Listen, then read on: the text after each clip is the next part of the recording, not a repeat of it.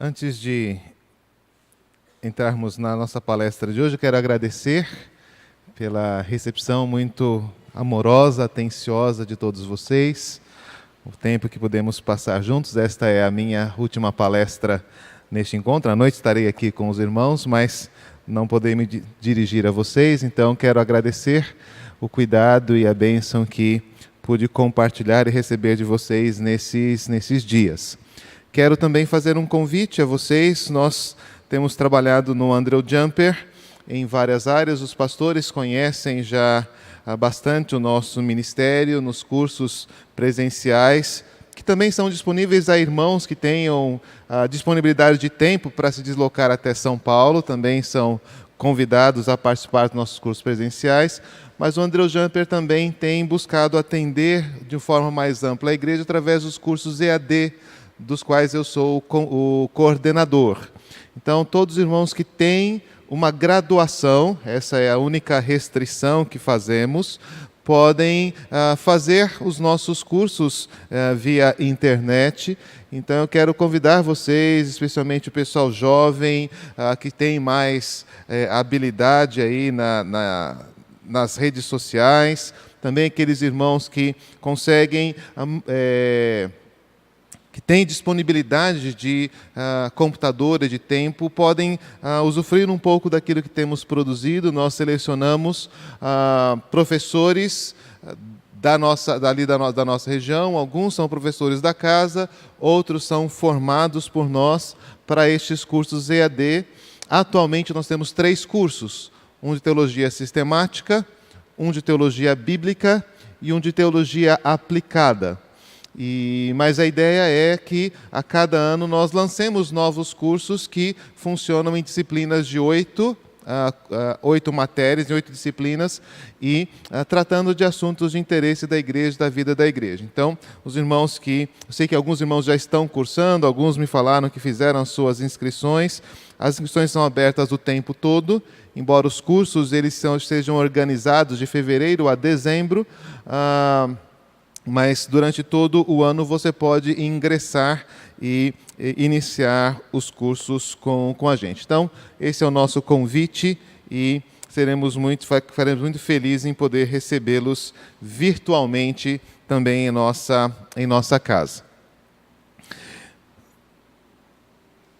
Eu quero então fazer a nossa última preleção sobre o valor pactual da lei, e lembrar um terceiro elemento que nos ajuda, que nos leva a valorizar aquilo que encontramos, em especial na lei mosaica, e por conta de todos os desafios que nós já apresentamos nesses dias, que também são apontados, que também podem ser utilizados em relação aos demais textos da Escritura, mas de um modo especial para esta parte desafiadora das Escrituras. Nós falamos que devemos dar valor à lei porque ela é o pronunciamento de Deus, é o que Deus fala, é aquilo que o Rei do Universo declarou.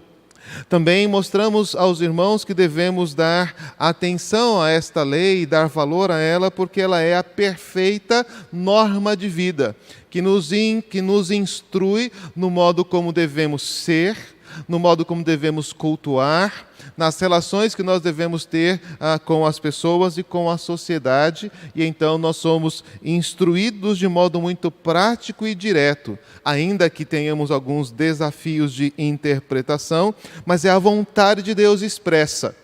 E isto certamente nos trará grande benefício pela orientação que a palavra de Deus nos dá, como diz o Salmo 19, por meio dela se admoesta o teu servo. Mas o Salmo 19 diz também mais, tem uma segunda frase nesse sentido, que é a minha preocupação nesta manhã: em os guardar a grande recompensa. Então eu quero falar do valor da lei pela recompensa que ela nos traz. E aqui eu vou mexer em algumas coisas delicadas, especialmente para nós, presbiterianos do século XXI, que vivemos em contextos em que há uma série de discursos evangélicos que falam de prosperidade, de bem-estar e de autoridade, e isso, de certa forma, nos constrange.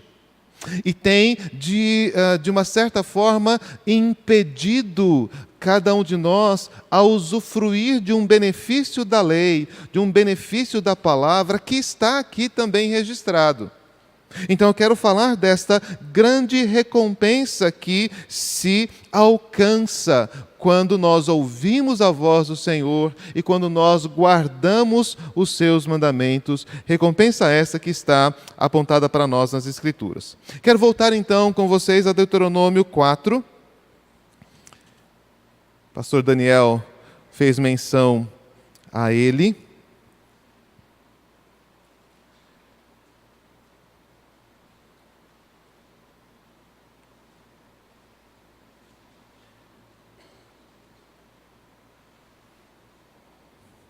Nós vamos ler os versos 1 a 8.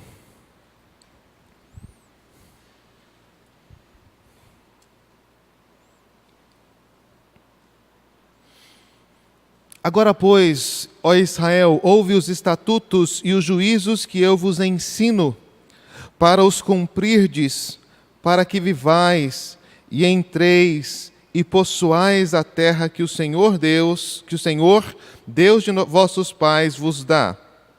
Nada acrescentareis à palavra que vos mando, nem diminuireis dela, para que guardeis os mandamentos do Senhor vosso Deus, que eu vos mando. Os vossos olhos viram o que o Senhor fez por causa de Baal-peor. Pois todo homem que seguiu a Baal-peor, o Senhor vosso Deus consumiu no vosso meio.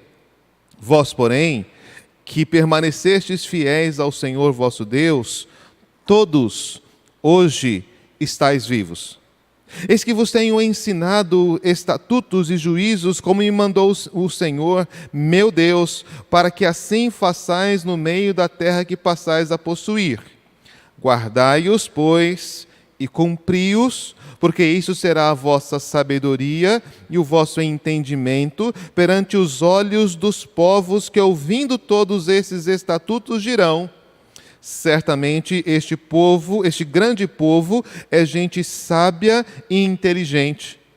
Pois que grande nação há que tenha deuses tão chegados a si como o Senhor nosso Deus, todas as vezes que o invocamos?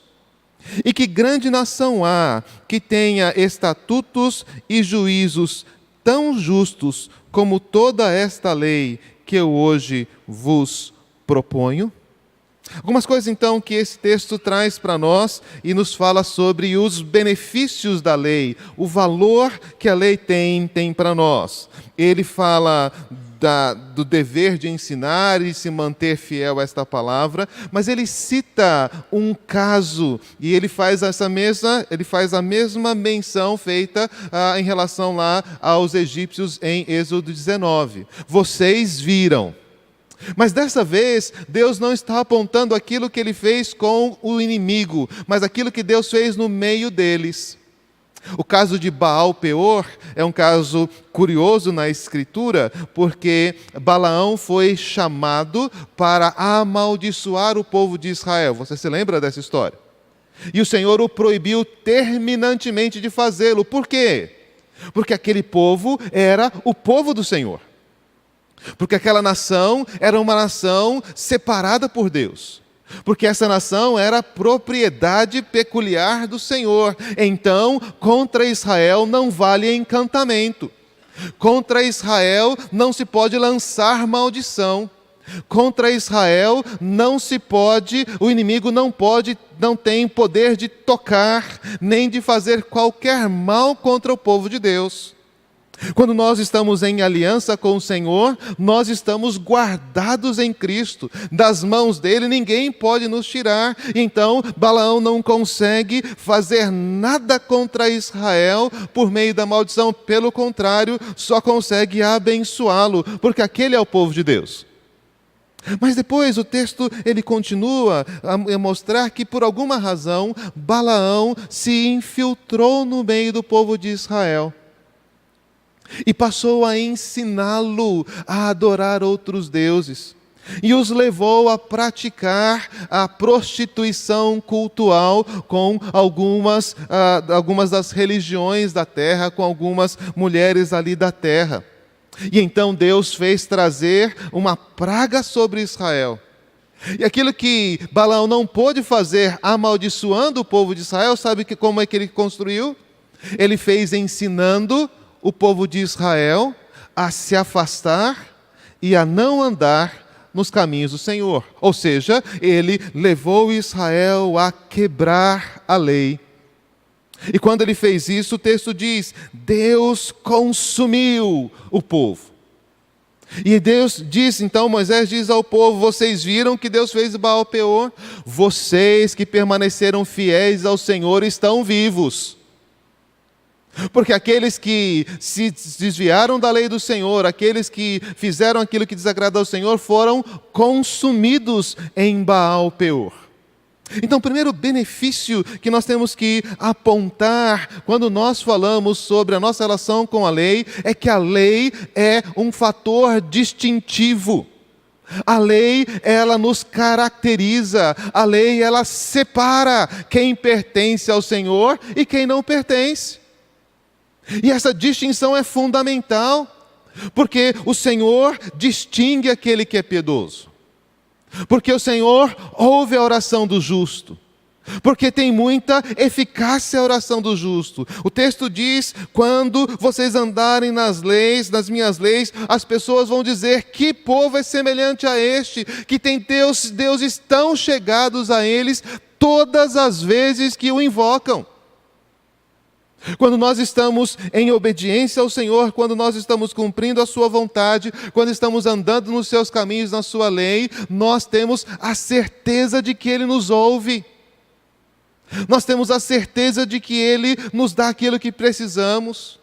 Quando as palavras do Senhor permanecem em nós, é isso que Jesus disse: se as minhas palavras permanecerem em vocês, vocês vão pedir o que quiserem e vos será feito.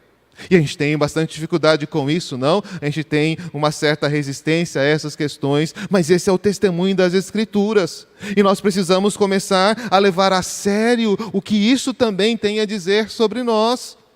Como nós devemos reagir a esta qualidade de ser uma nação de sacerdotes. Um povo que pode chegar ao trono da graça e pode pedir ao Senhor socorro e ajuda, que pode clamar e Deus o ouvirá, e que Deus olha para ele e diz: este é meu povo.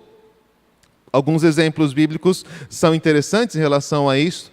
Lá no livro de Gênesis nós temos o caso de Isaque. Isaque está vivendo ali entre os filisteus, e ele, meio temeroso, vai usar a mesma estratégia do seu pai, dizendo que Rebeca era sua irmã e não sua esposa. E logo esta estratégia ela é descoberta. Mas o que acontece é que os filisteus olham para Isaque e dizem: Isaque, você não pode ficar no nosso meio, porque você é mais poderoso do que nós. Sim, nós vamos ter tribulações, nós vamos ter perseguições por causa do nome do Senhor. Mesmo com as nossas fraquezas, a presença do Senhor está ali entre nós. E como é que eles descobriram isto? Semeaque semeou naquela terra e colheu 100 por 1. Isaque semeou naquela terra E a colheita foi tão extraordinária, a colheita foi uma coisa tão fora do comum, que aquele povo diz: Isaac, você tem alguma coisa diferente, nós não podemos ficar perto, você vai suplantar todos nós, ninguém é semelhante a você. Você já ouviu essa história muitas vezes na Escritura, porque é isso que é dito de José. O Senhor era com ele, e tudo aquilo que José punha a mão, o Senhor abençoava. Você ouviu falar isso sobre Daniel e os seus amigos? Eles resolveram não se contaminar com as iguarias do rei, eles resolveram praticar aquilo que seus pais ensinaram na lei, e então o que aconteceu? Eles se tornaram mais belos, mais fortes em 10 dias do que qualquer outro que comia as iguarias do rei. Mas isso não era tudo, eles se tornaram mais sábios que os próprios mestres que estavam ali em Israel. Isso não era tudo, eles se tornaram as pessoas principais, a ponto do rei Dario estar pensando em colocar Daniel sobre todos os sábios e todos os governadores do reino. Por quê? Porque Daniel era especial? Porque Daniel era inteligente? Porque Daniel era um rapaz capaz? Não, porque ele era comprometido com o Senhor e com a sua vontade. É esse o testemunho do salmista: eu sou mais sábio do que os meus mestres, porque eu medito na tua lei. Jovens, vocês estão na faculdade, vocês estão iniciando o seu trabalho, e há uma série de desafios, há uma série de esforços, de estudos que vocês devem executar. E é muito comum nessa fase da vida em que nós digamos: eu tenho que estudar para as provas, não posso ler as Escrituras. Eu tenho que me dedicar ao meu trabalho, eu preciso conseguir progredir no meu emprego, não tenho tempo de ir à igreja. Esta é a pior decisão que você está tomando na sua vida. Porque Deus distingue para si o piedoso. Eu sei que isso é uma coisa meio incômoda, porque eu não posso dizer que você vai prosperar e você vai ser o reitor da Universidade Federal de Roraima porque você é um crente. Mas eu tenho certeza que não pode passar na sua cabeça ser o diretor da Faculdade Federal de Roraima sem ser um crente. Sem ter um testemunho fiel ao Senhor. Sem ter um compromisso com a palavra de Deus. Sem estar vinculado à fé que os seus pais te legaram. O que Deus fará com a nossa piedade nós não sabemos, mas eu sei certamente que nós não podemos nos entregar a esta vida sem que a piedade, sem que o compromisso com Deus, sem que a nossa aliança com Deus seja a nossa marca, seja a nossa característica. Qualquer avanço na família, no trabalho, no namoro, que signifique colocar de lado os padrões da Escritura, são, como diz o próprio texto, veremos daqui adiante, caminhos de morte. Ah, pastor, mas não tem jovens na igreja para eu namorar, para eu poder casar. Então, eu preciso me casar. Como é que eu vou ficar solteiro? Como é que eu vou ficar solteira? Você quer destruir a sua vida ou você quer edificá-la?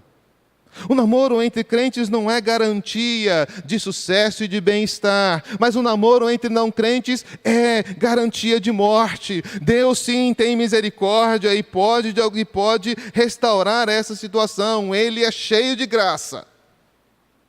Mas temos que saber, aquilo que nos distingue é o fato de que Deus, que estamos comprometidos com a lei, e com a vontade de Deus. Isaac, você é mais forte do que nós. E então Isaac é expulso, e ele então vai procurar um outro lugar, ele cava um poço, vem os filisteus e tomam aquele poço. Ele cava um outro poço, vem os filisteus e tomam aquele poço. E ele vai indo em direção ao deserto. E todo lugar que ele vai, ele cava um poço e brota água. E então os filisteus disseram: a gente tem que fazer alguma coisa com esse homem. Foram lá conversar com Isaac de novo. Isaac, nós precisamos fazer uma aliança.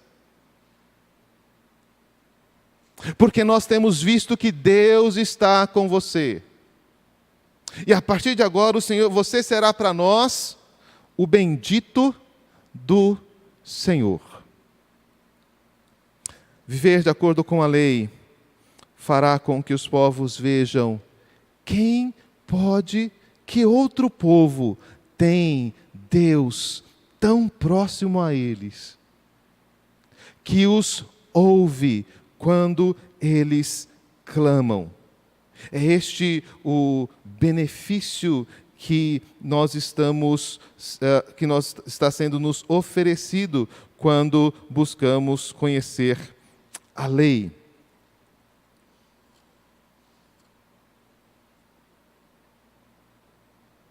No livro de Deuteronômio, então, várias vezes, essa distinção, este modo especial de ser é destacado. Leia comigo alguns textos. Deuteronômio capítulo 7.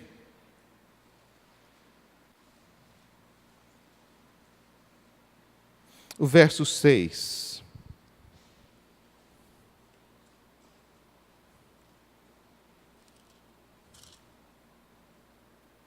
Porque tu és povo santo ao Senhor teu Deus.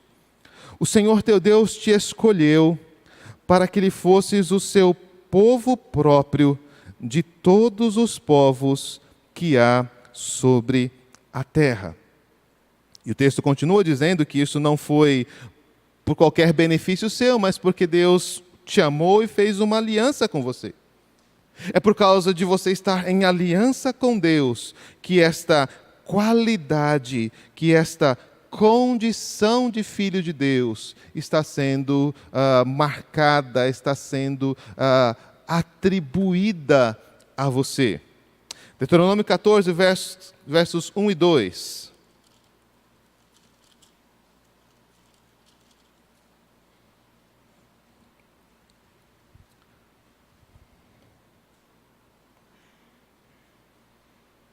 Filhos sois do Senhor vosso Deus, não vos darei golpes, nem sobre a testa fareis calva por causa de algum morto, pois sois povo santo ao Senhor vosso Deus, e o Senhor vos escolheu de todos os povos que há sobre a face da terra, para lhe serdes o seu povo próprio. Essa lei é uma daquelas difíceis de entender, né? O que é que Moisés está dizendo aqui para o povo? Então, talvez a versão dela do Novo Testamento seja mais fácil nós compreendermos. Ele diz, Paulo vai escrever aos Tessalonicenses: eu não quero que vocês sejam ignorantes em relação àqueles que morreram. Porque aqueles que partiram estarão primeiro com o Senhor. E no tocar da trombeta eles vão ressuscitar, e então nós nos encontraremos com eles e com Cristo nos ares. O que ele está dizendo é que você não deve se desesperar quando alguém morrer. Porque vocês são um povo de Deus, a morte terá um significado diferente. Porque vocês são um povo de Deus, as tribulações têm um significado diferente. Porque vocês são um povo de Deus, as angústias e tribulações vão ter um significado diferente. Lembrem-se disso. Quando vocês passarem por aflições, não reajam como aqueles que não conhecem o Senhor, que são ignorantes reagem. Você recebeu instrução, você está em aliança com Deus de toda a terra. Ele mudou completamente as relações da sua vida. Quando alguém dentre vocês morrer, lembrem-se que existe uma promessa de ressurreição. Lembre-se que a vida, ela não termina nesses dias, mas ela será de fato apresentada para nós em sua plenitude, quando nosso Senhor vier com aqueles que morreram ressuscitados, e então viveremos para sempre com o Senhor. Ainda no capítulo 14, o verso 21. Não comereis nenhum animal que morreu por si. Podereis dá-lo ao estrangeiro que está dentro da tua cidade, para que o coma, ou vendê-lo ao estranho, porquanto sois povo santo ao Senhor vosso Deus. Não cozerás o cabrito no leite da sua própria mãe. Mais uma vez, daquelas leis esquisitas.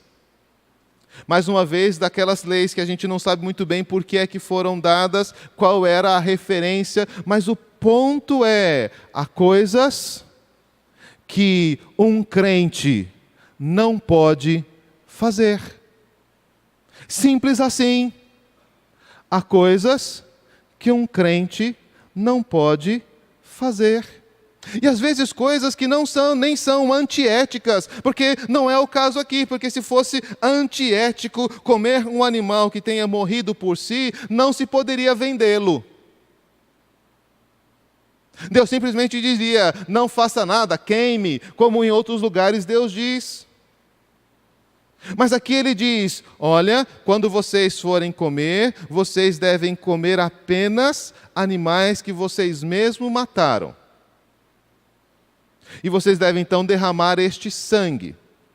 E então, o sangue desse animal que está morto, derramado sobre a terra, vocês cobrem e vocês podem comer. Em Êxodo se diz, inclusive, se alguém comer um animal que morreu por si, a diferença é essa, né? Ele não houve derramamento de sangue na morte desse animal. Então você ficaria impuro até o final do dia.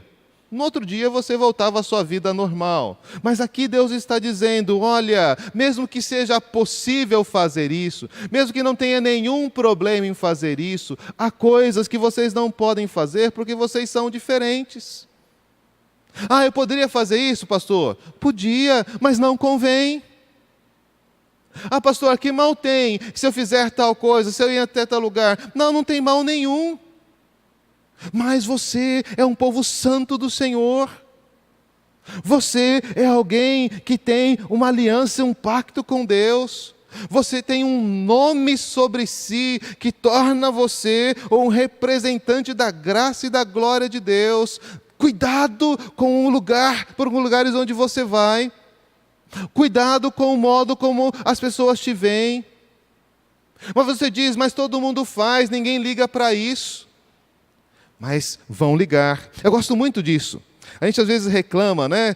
Que a imprensa ou as mídias, né? Elas enfatizam quando um crente faz alguma coisa errada. E aí, diz, mas se ele fosse católico, se ele fosse espírita, ninguém estava falando. Mas porque ele é evangélico, logo diz, evangélico faz isso, evangélico faz aquilo, e tem que ser assim. Porque nós não somos qualquer pessoa, nós não somos qualquer grupo, nós somos pessoas que têm uma aliança com Deus. Se quisermos ter aliança com Deus, teremos que ser diferentes. E sim, o mundo sabe disso, e o mundo cobra isso. Todo mundo pode fazer as coisas, todo mundo pode dar as respostas que quiserem dar, todo mundo pode viver e dizer o que quiserem, mas nós não podemos, porque nós não falamos mais em nosso próprio nome, nós falamos em nome do Senhor. Deuteronômio 26, versos 16 e 18.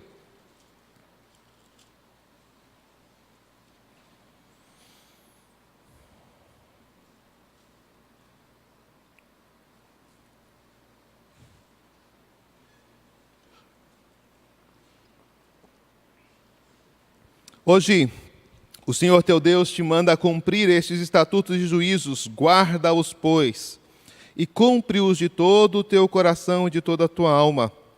Hoje fizeste o Senhor declarar que te será por Deus, que andarás nos seus caminhos, e guardarás os seus estatutos, e os seus mandamentos, e os seus juízos, e darás ouvidos à sua voz. E o Senhor, hoje, te fez dizer que lhe serás por povo seu próprio, como te disse, que guardarás todos os seus mandamentos, para assim te exaltar em louvor, renome e glória sobre todas as nações que fez. E para que sejas povo santo ao Senhor, teu Deus, como tem dito. O que eu ganho com isso? O que eu ganho em andar com Deus? Sai da tua terra, da tua parentela e vai para a terra que eu te mostrarei. De ti farei uma grande nação. Te abençoarei e engrandecerei o teu nome. Abençoarei todos aqueles que te abençoarem.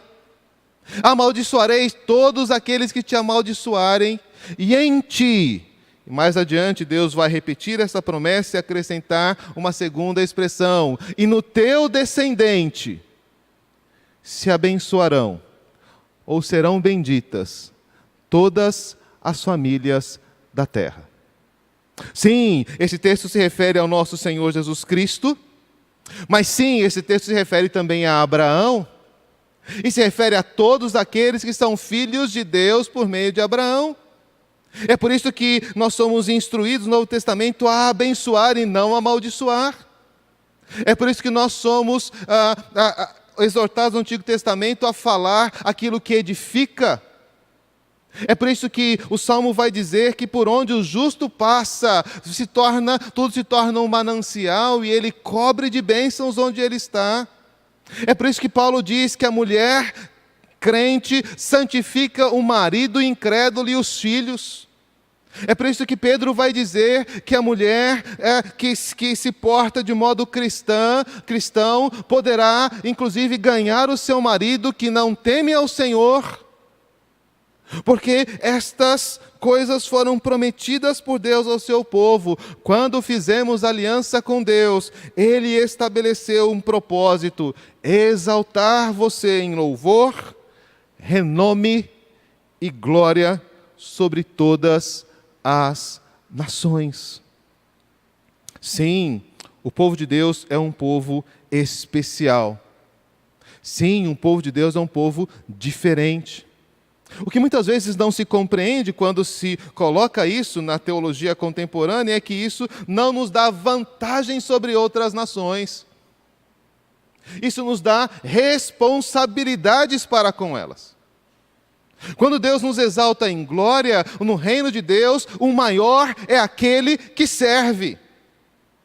E então Deus colocou a sua igreja para serviço das nações, para ser sal, para ser luz, para edificar aqueles que estão ao redor, para resgatar aqueles que estão em trevas, para tirar da escuridão, do pecado, da injustiça, da mentira, aqueles que foram aprisionados por Satanás. Este poder nos foi concedido. A presença de Jesus torna-nos o mais poderoso exército de toda a terra. Este é o benefício que a lei nos traz. Então nós chegamos à parte final do texto de Deuteronômio e eles apresentam estas coisas, a parte final apresenta essas coisas de forma bastante clara e prática. Capítulo 28, versos 1 e 2.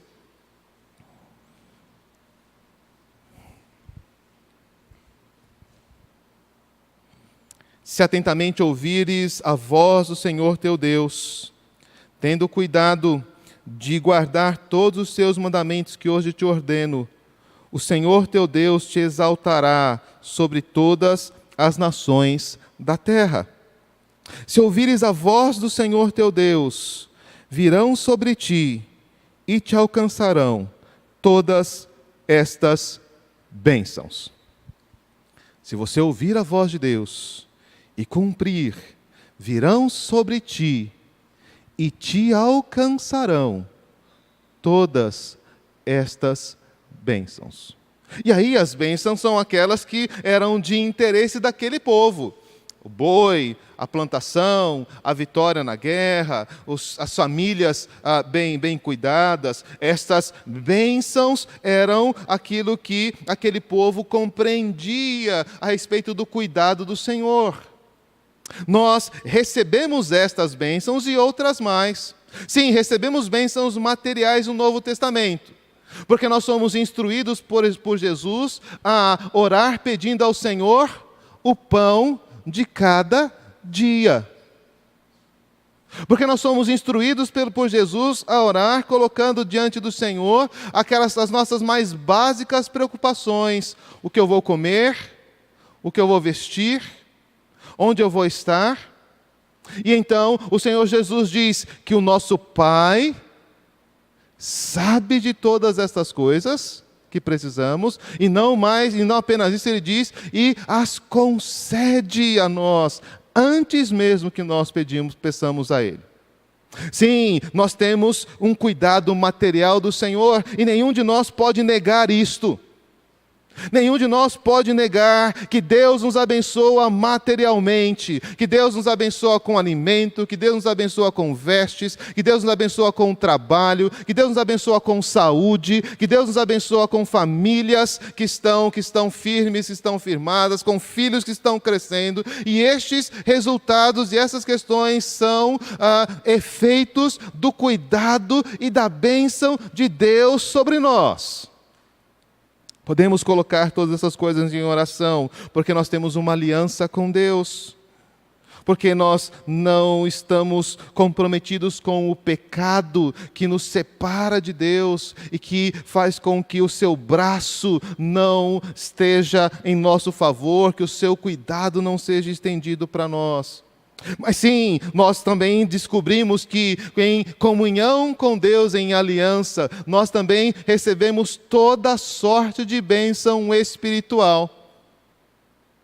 Porque aquilo que poderia nos impedir de receber todas essas bênçãos está sendo retirado de nós pelo próprio Senhor Jesus e pelo seu Espírito.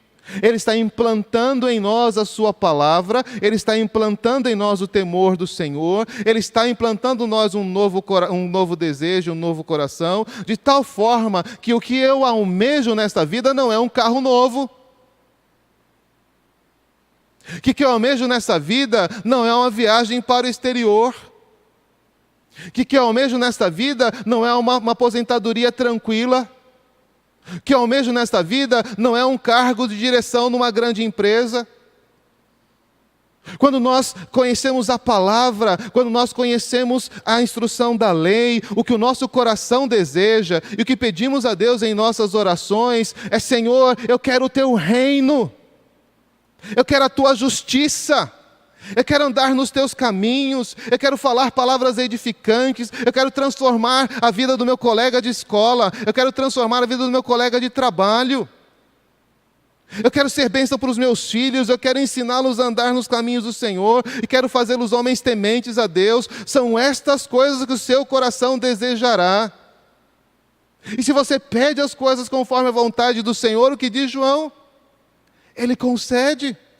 Porque é justamente isso que Ele quer de nós. Que nós sejamos bênção para todas as nações. Que nós estejamos crescendo e amadurecendo em Cristo. Que nós estejamos ensinando os nossos filhos a andar nos caminhos do Senhor. E que nós estejamos buscando aquele que está perdido e trazendo-o para a vontade de Deus. Isso é muito mais difícil do que ter um carro novo. Isso é muito mais difícil do que construir uma grande casa, ou de juntar dinheiro suficiente para a aposentadoria. Transformar vidas e corações é muito mais do que dar dinheiro a elas.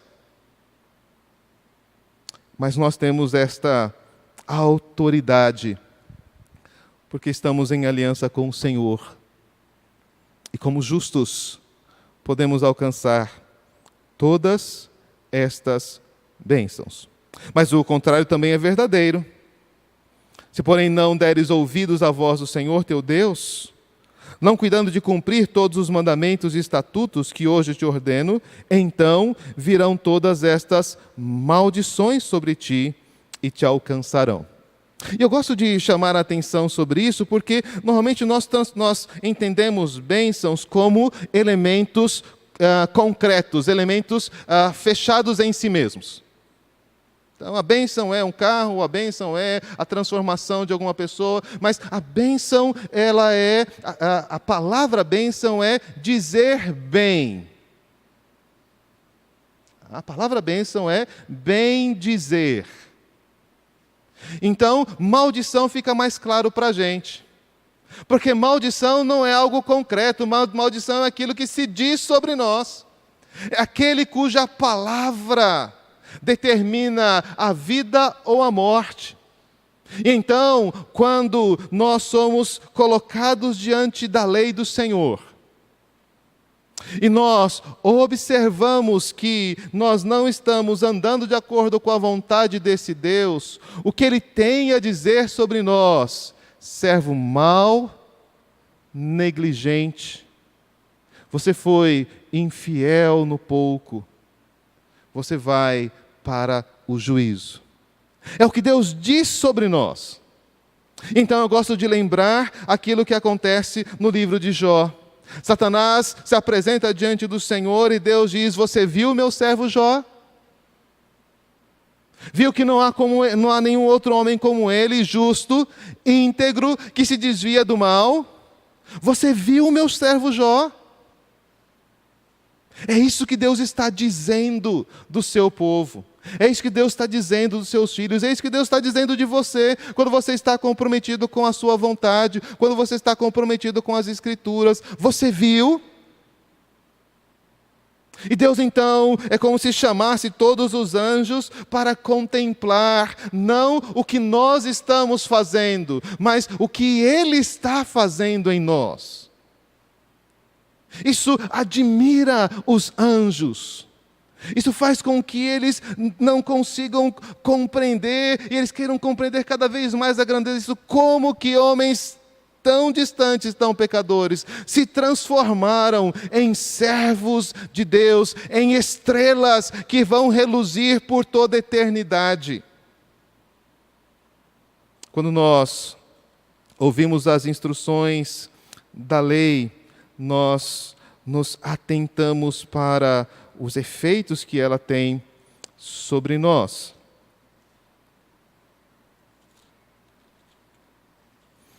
É muito interessante o modo como o Senhor traz este ensino quando fala das bênçãos e das maldições que são apontadas para o povo de Deus. Capítulo 29, os versos 19 e 20.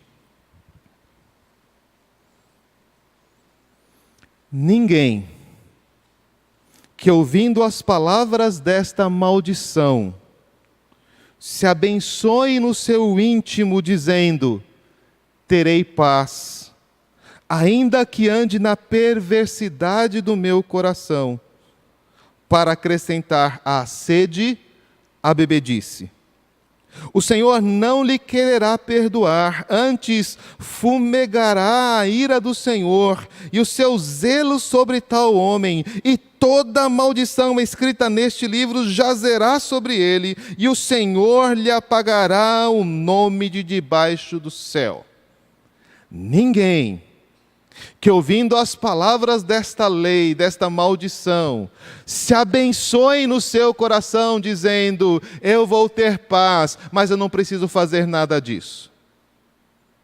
Eu posso alcançar os meus sonhos sem me comprometer com a vontade de Deus. Eu serei feliz se eu construir o meu casamento nos meus próprios termos. Ninguém se abençoe dizendo isto. Porque esse privilégio está separado para aqueles que estão buscando viver nos caminhos do Senhor. O homem que medita na lei do Senhor de dia e de noite, este é como árvore plantada junto à corrente de águas. No seu devido tempo dá o seu fruto, e tudo o que ele faz prosperará. Os ímpios não são assim.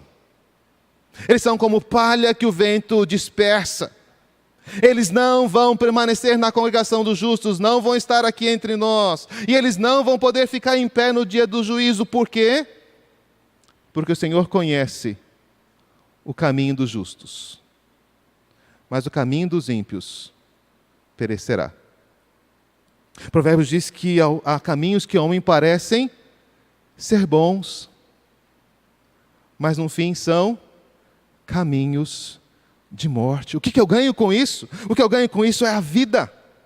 O que eu ganho com isso é a garantia de que estarei andando por aqueles caminhos que estarão me trazendo paz, que me abençoarão no meio das adversidades. que me ajudarão a enfrentar as lutas e as dificuldades deste mundo caído, desde o pecado que existe no meu coração, e que me conduzirá em segurança até o reino celestial. É esta lei que me dá as ferramentas necessárias para esta caminhada. Sim, a obra graciosa de Cristo me salvou. E é por causa dela que eu posso entrar na presença de Deus. Mas como eu vou saber o caminho? Eu sou o caminho, a verdade e a vida. Ninguém vem ao Pai senão por mim. Capítulo 30, versos 15 a 20.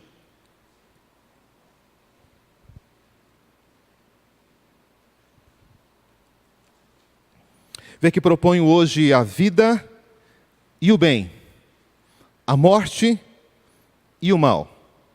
Se guardares o mandamento que hoje te ordeno, que ames o Senhor, teu Deus, ande nos seus caminhos, guarde os seus mandamentos e os seus estatutos, os seus juízos, então viverás e te multiplicarás, e o Senhor teu Deus te abençoará na terra a qual passas para possuí-la.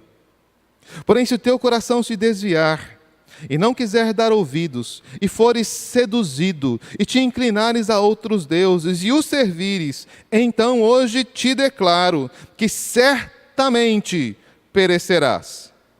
Não permanecerás longo tempo na terra a qual vais, passando o Jordão para possuíres. O céu e a terra tomo hoje por testemunhas contra ti, que te propus a vida e a morte, a bênção e a maldição. Escolhe, pois, a vida para que vivas, tu e a tua descendência, amando o Senhor teu Deus, dando ouvidos à sua voz e apegando-te a Ele, pois disto depende a tua vida e a tua longevidade, para que habites na terra que o Senhor, sob juramento, prometeu dar a teus pais, Abraão, Isaque e Jacó. Alguém pode duvidar que a nossa vida depende de estarmos apegados a Deus? A nossa visão materialista das coisas nos impedem de perceber a riqueza desse texto. A lei nos deu a possibilidade de sermos identificados como filhos de Deus. Vocês são meus filhos, vocês são o meu povo. Quando vocês cumprirem os meus mandamentos, vocês serão a nação especial que eu quero exaltar sobre toda a terra. Andem nos meus caminhos, se apeguem a mim, e vocês verão o quanto que a vida de vocês será alcançada, porque a vida não está aqui neste mundo. A vida não é o que você respira, a vida não é aquilo que você faz na semana, a vida é a comunhão que você tem com Deus. Eu sou a vida, disse Jesus. Todos aqueles que estão afastados de Jesus, e todos aqueles que andam na iniquidade, e todos aqueles que praticam a injustiça, não conheceram Jesus. Não têm comunhão com Ele. E ainda que dizem que estão vivos, estão mortos. Mortos em delitos e pecados. Podem ter carros, casas, bens, todos os reinos deste mundo podem estar debaixo deles, mas estão mortos, condenados, porque não conhecem o Redentor. Vamos então ao Novo Testamento, para que não nos percamos com as distinções feitas artificialmente. Mateus capítulo 7.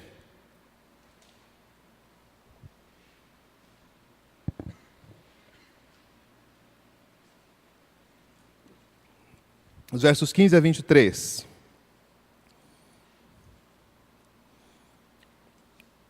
Acautelai-vos os falsos profetas, que se vos apresentam disfarçados em ovelhas, mas por dentro são lobos roubadores.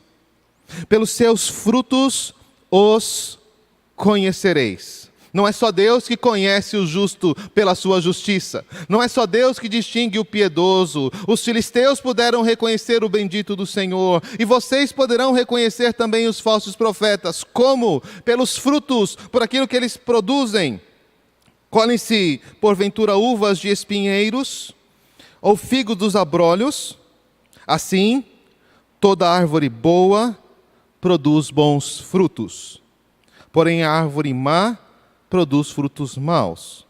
A árvore boa não pode produzir frutos maus, nem a árvore má produzir frutos bons.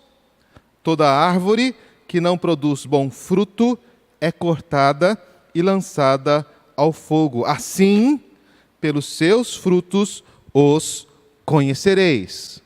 A lei é o critério objetivo apontado por Jesus, não apenas para que Deus saiba quem somos, mas para que nós saibamos quem somos e com quem convivemos.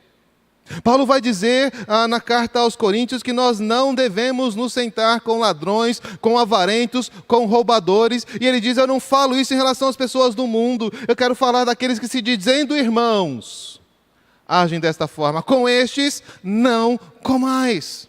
Sim, é possível reconhecer um filho de Deus.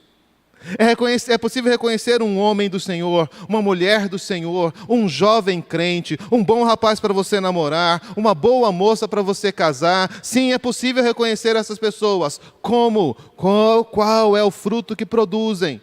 Porque as árvores más serão cortadas e lançadas no fogo. Olhe, reconheça essas pessoas pelos seus frutos. Apresente estes frutos.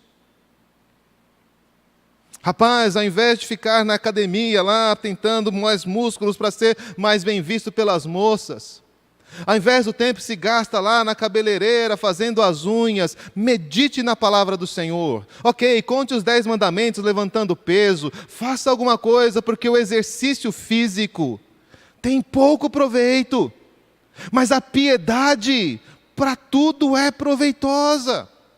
E então se apresente como um rapaz de Deus, se apresente como uma moça de Deus, e pode ter certeza, os benefícios desta postura serão muito maiores daqueles que você pode encontrar na academia ou no salão de beleza.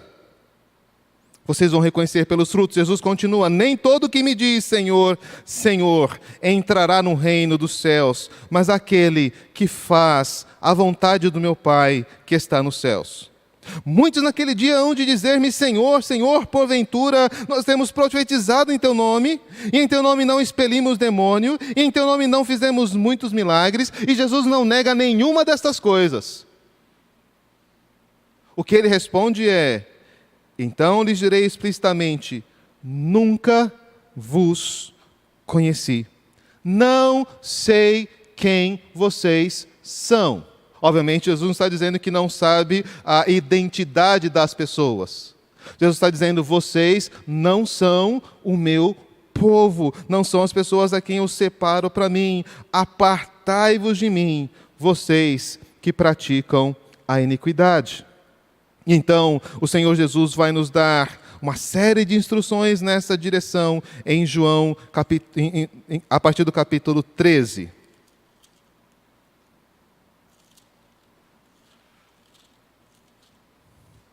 João 13, 34 e 35.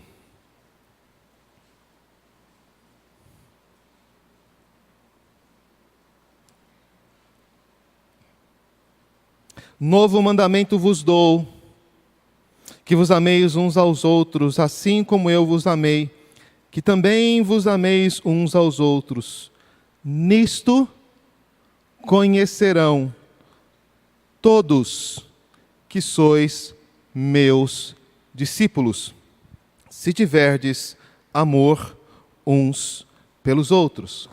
Na carta de João, nós somos lembrados desta realidade. João retoma este ensino de Jesus e ele diz: irmãos, nós precisamos saber amar concretamente. E olha a comparação que ele nos faz. 1 João 3, verso 2. Amados, agora somos filhos de Deus. Verso 12. O 11 diz: porque a mensagem que ouviste desde o princípio é esta, que nos amemos uns aos outros. Então, aquilo que Jesus disse em João 13. Não segundo Caim, que era do maligno, e assassinou a seu irmão. E por que o assassinou? Porque as suas obras eram más, e as de seu irmão justas. É interessante que não fala que Caim, ele pecou ao matar Abel. Sim, matar Abel foi um terrível pecado. Mas por que é que ele cometeu esse terrível pecado? Por que Caim era alguém do maligno? Porque as suas obras eram más. E por que Abel morreu? Deus não podia protegê-lo, Deus não podia guardá-lo. Sim, Deus o protege e o guarda, e ele se levantará para receber a sua herança. Deus jamais deixará de dar todas as bênçãos que Abel alcançou por causa da justiça que ele recebeu através do sacrifício que ofereceu. As obras do seu irmão eram justas. Essa é a diferença entre Caim e Abel. Sim, porque Abel era ímpio, porque ele pertencia ao maligno. Sim, por que Abel era justo e praticava boas obras? Porque ele pertencia a Jesus. A razão da justiça de Abel não está nele mesmo, assim como a razão da maldade de Caim não está nele mesmo. Mas o fato é, quem pertence a Jesus faz aquilo que é bom. E quem pertence ao maligno faz aquilo que é mal. E Jesus diz, é simples assim. Voltando a João 14, 21. Aquele que tem os meus mandamentos e os guarda, esse é o que me ama. E aquele que me ama será amado por meu Pai. E eu também o amarei e me manifestarei a ele.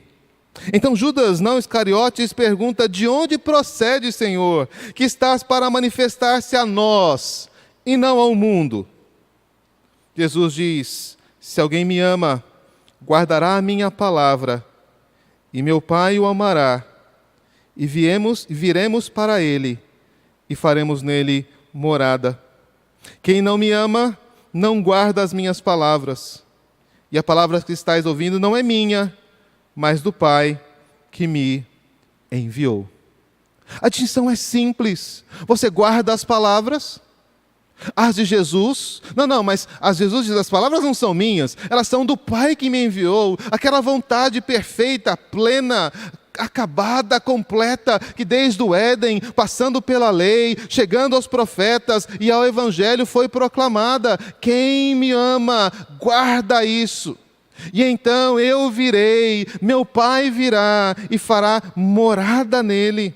Há algo mais extraordinário do que isto, de você estar guardado pelo amor do Pai, de você estar vinculado a Ele. Para encerrar então, vou ao Apocalipse, capítulos 20, verso 12 e 22, verso 12. Essas coisas são tão sérias para Jesus.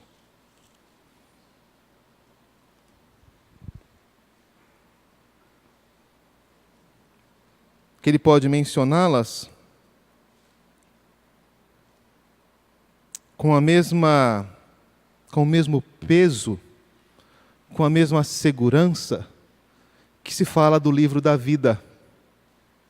Aquele no qual o nome dos eleitos foram escritos desde antes da fundação do mundo, que é o único elemento capaz de fazer com que alguém seja reconhecido como povo de Deus, ter sido escolhido por Deus para a salvação. Mas olha como o livro de Apocalipse nos apresenta o juízo final. Vi também os mortos, Apocalipse 20, 12, os grandes e os pequenos, postos em pé diante do trono. Então se abriram livros.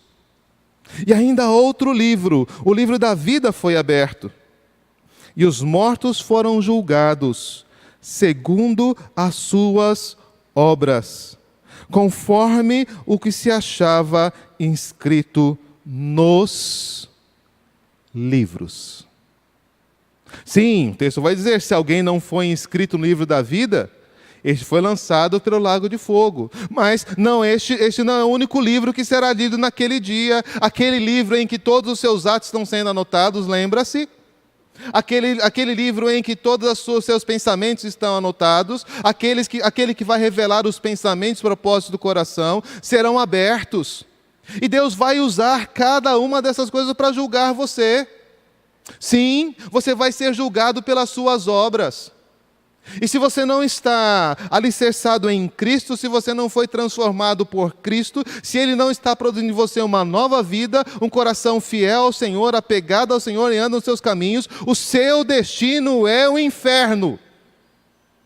Porque não interessa se Satanás se submete à nossa voz. O que interessa é se o nosso nome está inscrito no livro da vida. E é isso que vencer enfermidades, e é isso que derrotar Satanás, e é isso que expulsar demônios significava para os discípulos. E então, no capítulo 22, o Senhor Jesus faz a seguinte afirmação. Verso 12. Eis que venho sem demora. E comigo está o galardão que tenho para retribuir a cada um segundo as suas obras. Sim, há uma série de benefícios, bênçãos, cuidados do Senhor, que aqueles que andam de acordo com a lei alcançarão.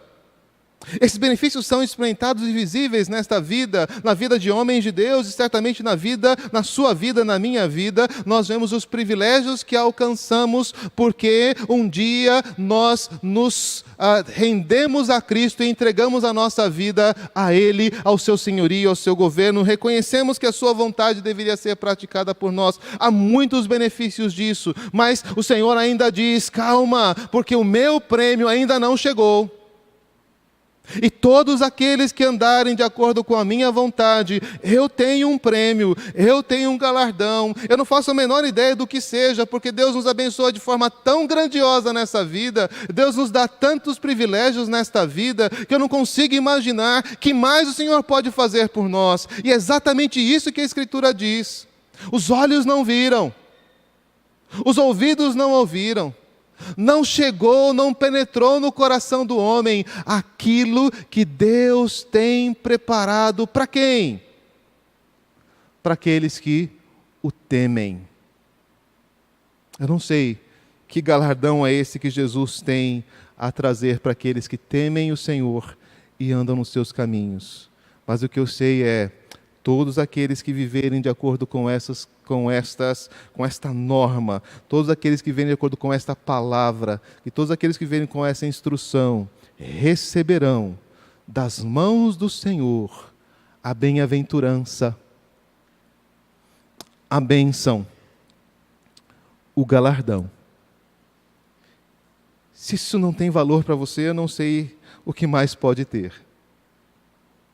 Se conhecer a lei do Senhor não lhe dá o desejo de amar e se apegar a este Deus, para aquilo que Ele é, o Senhor soberano, pelo benefício e pelo privilégio que temos de ter uma vida santa e justa, o que seria de fato bastante prazeroso e útil, pelas promessas de cuidado e proteção que Ele nos dá nesta vida, e pela promessa inimaginável, pela esperança que eu não consigo sequer descrever do que Ele tem preparado para aqueles que o temem e para aqueles que o amam.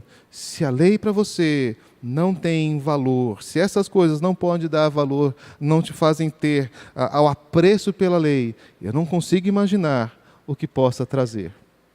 Eu espero que você se esforce, se empenhe em conhecer mais esta lei e esta palavra.